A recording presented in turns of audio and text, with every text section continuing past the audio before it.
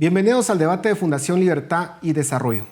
Esta semana se dio un evento confuso, pero que causó gran conmoción en la sociedad guatemalteca. Y me refiero al enfrentamiento que hubo entre fuerzas de seguridad mexicana, fuerzas de seguridad guatemalteca con narcotraficantes. Por supuesto, fue un gran impacto, hizo noticia. Y hoy queremos hablar con dos personas que le dan seguimiento a estos temas. En primer lugar, Claudia Villagrán, experta en resolución de conflictos, y Stu Velasco, magíster en estudios estratégicos y experto en seguridad ciudadana. A ambos, muchas gracias por acompañarnos. Stu, quisiera iniciar con usted. ¿Cuál es la lectura inicial que pudiera hacer de estos hechos desde el punto de vista de la seguridad, desde el punto de vista de la actuación que se pueden ver en estos videos que están circulando, que pues nos dan una idea de cómo actuaron la policía, el ejército de Guatemala y también las fuerzas de seguridad mexicana? ¿Qué lectura nos podría dar inicialmente de esto?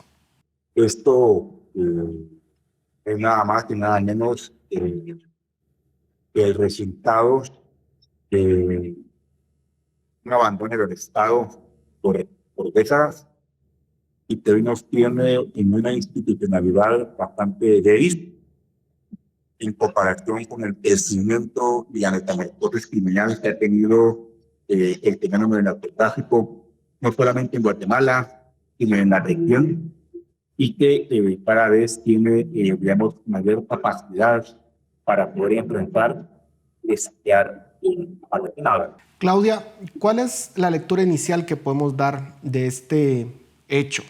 Y voy a insistir con la pregunta.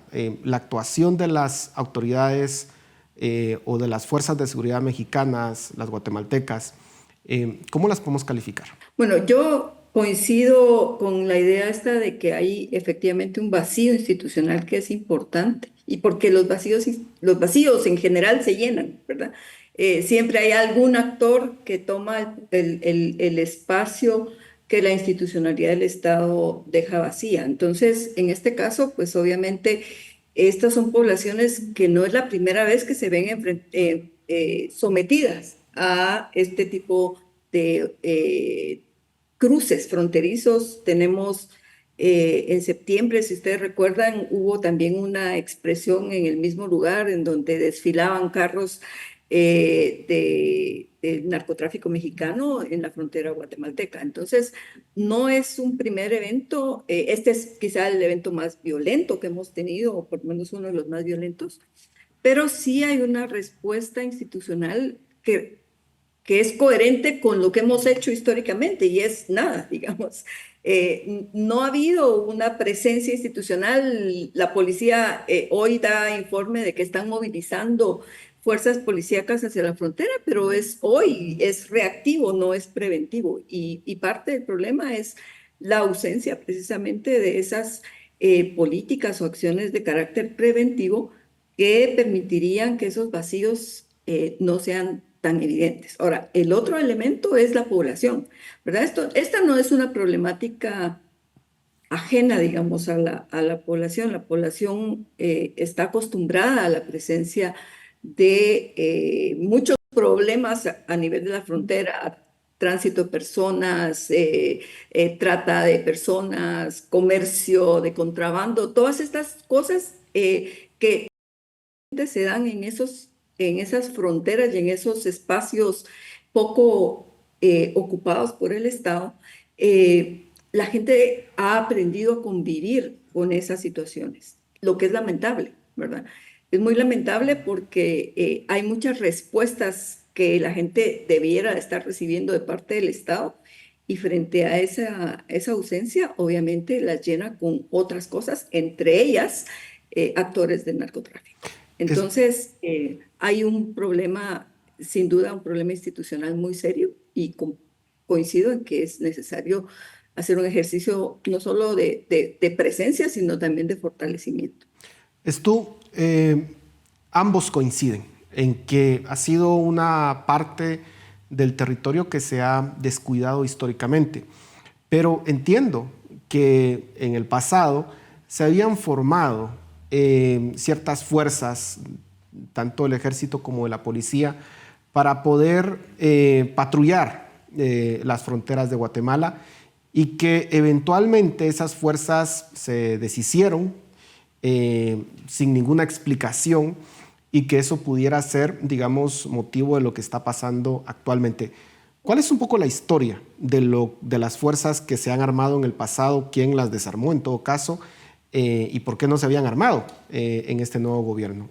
¿Qué podemos decir al respecto, Stu? Si nosotros analizamos el escenario social, es, digamos, inalaudible de que se ha, digamos, abandonado la presencia del Estado y que esto ha sido aprovechado por los carteles de narcotráfico para poder, digamos, posicionarse y ganarse la buena voluntad de estos grupos. Eso definitivamente es así.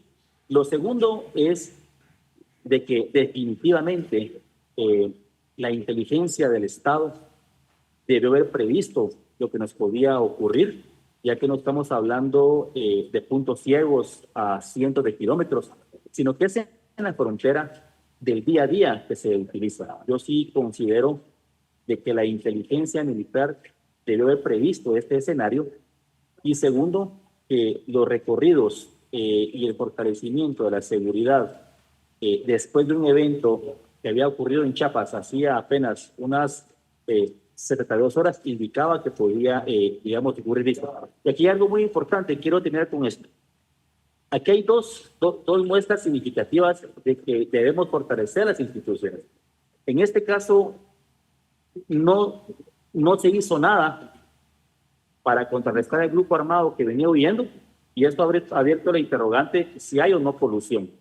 Pero en el segundo escenario, fíjate, que las fuerzas de seguridad hubieran querido actuar, estaban superados en números, superados en arma de fuego. Es decir, las dos vías, tanto el querer actuar por no estar en contubernio o no querer actuar, eran, digamos, imposibles de realizarse. Esto se dice que se debe fortalecer la institucionalidad, revisar quién era el responsable de la inteligencia, en este caso militar, porque hablamos de fronteras, y, digamos, tomar cartas en el asunto para que esto no vuelva a ocurrir y no tengamos daños mayores. Ahora, Claudia, veamos esto desde un punto de vista de costo político y de comunicación. Efectivamente, pues estos videos circularon a ojos de ciudadanos comunes. Lo que se ve es que básicamente las fuerzas de seguridad guatemaltecas no actuaron, y resulta confuso, como ya mencionabas tú, esta situación. Y la pregunta es, ¿estaban las fuerzas de seguridad guatemaltecas protegiendo a estos grupos de narcotráfico? ¿Y cuál es la respuesta que tiene que dar el gobierno a esta situación? Porque sin duda alguna tiene un costo político, es una crisis de comunicación. ¿Cómo podemos evaluar la respuesta del gobierno y qué acciones se tienen que tomar? Bueno, yo creo que en primera instancia, a ver, hay dos líneas, creo yo, de respuesta del gobierno. La una es en términos de la relación con México. Ahí el gobierno ha presentado una carta de parte del Ministerio de Relaciones Exteriores pidiendo una aclaración de por qué las fuerzas de seguridad mexicanas cruzan la frontera. El Estado de México ha respondido ya pidiendo una disculpa por esa incursión dentro del territorio, e incluso la presidenta de México ha solicitado una sanción para las fuerzas de seguridad que cruzaron la frontera. Esa es una línea que es la línea diplomática y que va resolviéndose por sí sola. Ahora, el otro tema es un tema de percepciones, ¿verdad? Cómo la gente percibe esto, sumado a otras problemáticas en términos de seguridad que se han estado viviendo en las últimas semanas, en donde vemos, digamos, un incremento en las estadísticas de homicidios a nivel nacional. Y entonces ahí hay, digamos, hay una respuesta para un tema, pero no necesariamente para el otro. Y cuando digo un tema es todas estas requisas que han estado haciéndose en los centros carcelarios responden más a la violencia que que se ha estado dando en diferentes partes del país con múltiples víctimas, mientras que el tema fronterizo en realidad está recibiendo poca atención, ¿verdad? La explicación es que no quisieron responder porque es una zona poblada y lo podemos ver en los videos, hay un mercado ahí claramente donde muchas personas pudieron haber salido heridas si se hubiera dado un cruce de tiros mayor, porque se dio uno, pero uno mayor. Pero me parece que lo que está en el fondo es quién está vigilando la seguridad ciudadana. Y eso es una de las respuestas que el gobierno aún tiene debilidad para responder, ¿verdad? No hay claridad en cuál es el plan, qué es lo que se está haciendo. Parece más, como digo, una acción reactiva, permanentemente reaccionando a los hechos y no necesariamente parte de una estrategia. Y creo que eso es lo que está pasando, un costo político, sin duda.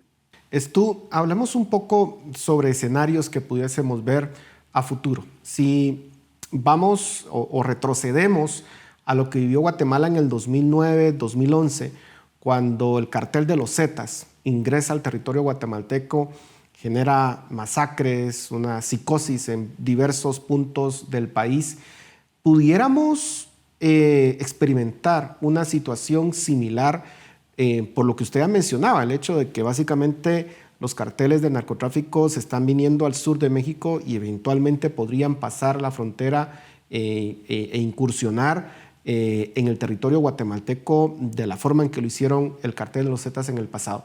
¿Es eso posible? ¿Cómo evitarlo? Hemos tenido nosotros muchas alertas y esto pues derivó en la incursión de nuestra frontera oficial.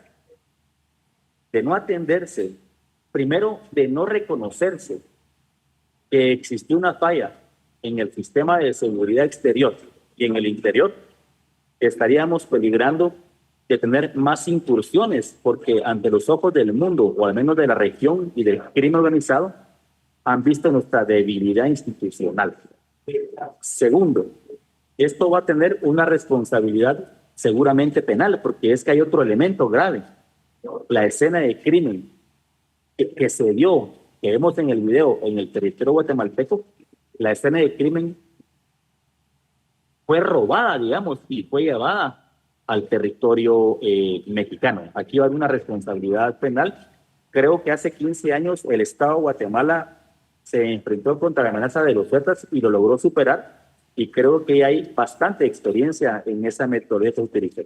De no tomarse, digamos, solamente la parte reactiva, levantar un helicóptero entre 72 horas y volver a dejar todo igual, estaríamos nosotros exponiendo a la población civil de Guatemala de tener represalias, de tener más focos de violencia y más derramamiento de sangre. Yo insisto, es importante fortalecer la institucionalidad, pero sí, el Estado y los responsables de los ministerios deben, como decía la estimada licenciada, responder claramente. No podemos decir que fue algo fortuito. Si hay un problema institucional, debemos reconocerlo, debemos sanearlo e ir para adelante, porque por supuesto hay muchas cosas más buenas que hace el Ejército de Guatemala, muchas cosas buenas que hace la Policía Nacional Civil, pero en este problema internacional debe reconocerse la falencia de la vulnerabilidad e investigarse si existe o no existe corrupción para tomar medidas institucionales que puedan responder a las nuevas alternativas de reacción y de prevención ante estos fenómenos del crimen organizado. Claudia, cuando se vivió la situación del cartel de los Zetas en Guatemala, se llegó al extremo de decretar estados de excepción en Alta Verapaz y no recuerdo en cuál otro de los departamentos. ¿Debería de recurrirse a una figura similar en Huehuetenango, por ejemplo, dada esta situación, o digamos es muy prematuro y no sería la mejor estrategia? Yo creo que quizá en el momento no es la mejor estrategia. ¿En qué sentido? En que lo que estamos viendo es vamos a decir, una falencia, un error, una debilidad institucional que debe ser corregida en términos de cómo proteger la zona fronteriza. este tipo de incursiones violentas, como dije, por lo menos de la última que sabemos, que entraron a territorio nacional fue en septiembre, pero no necesariamente fue un enfrentamiento ni un acto violento, sino fue más una exhibición, digamos, de fuerza. Entonces, me parece que no estamos en ese punto en donde el ataque es en contra de la población guatemalteca, un ataque intencionado, digamos, en contra de población guatemalteca, ni tampoco hay una intención de parte de la población guatemalteca en, digamos, responder de alguna forma violenta a lo que está sucediendo del otro lado de la frontera. Pero sí me parece que el esfuerzo tiene que concentrarse muchísimo en elaborar estos planes de cómo vamos a proteger la zona fronteriza, porque de nuevo, es que esto sí, viene de mucho tiempo atrás, pero tampoco está en decadencia, ¿verdad? Es un fenómeno que crece cada día más, que abarca más territorio nacional. Hay zonas en donde ya ni siquiera es posible acceder sin, digamos, un beneplácito de ciertos actores locales. Entonces me parece que también es un fenómeno muy complejo y que hay que atenderlo integralmente. La frontera es un tema, pero, a ver, tenemos diputados, exdiputados, excandidatos a la presidencia, ¿verdad? Que de alguna manera están vinculados al tema y entonces tiene que ser un enfrentamiento a la problemática más integral que solamente poner más policías en la frontera. Se me está terminando el tiempo y quisiera pedirles brevemente las conclusiones, empezando con ustedes, tú, y sobre todo tal vez con algo importante, el papel o el rol que puede jugar Estados Unidos en el combate al narcotráfico y qué tanta voluntad, qué tanta colaboración ha habido de parte de las fuerzas de seguridad guatemaltecas con el gobierno de Estados Unidos para poder atacar este flagelo. Brevemente, porque nos están quedando segundos para terminar. La cuestión es, si Estados Unidos se entera de que un vehículo J8 donado para el crimen organizado está en un escenario dudoso, podría retirar la colaboración o tomar medidas fuertes en lo que esto se ha venido dando. Creo que la colaboración ha sido de doble vía. Han confiado en las instituciones del país siempre, y hoy es un momento de reflexión, de poder fortalecer esto. Pero si no, digamos, se hace una revisión y una investigación interna objetiva, podríamos estar, digamos, poniendo en duda o inclusive perder ese apoyo que tenemos de Estados Unidos.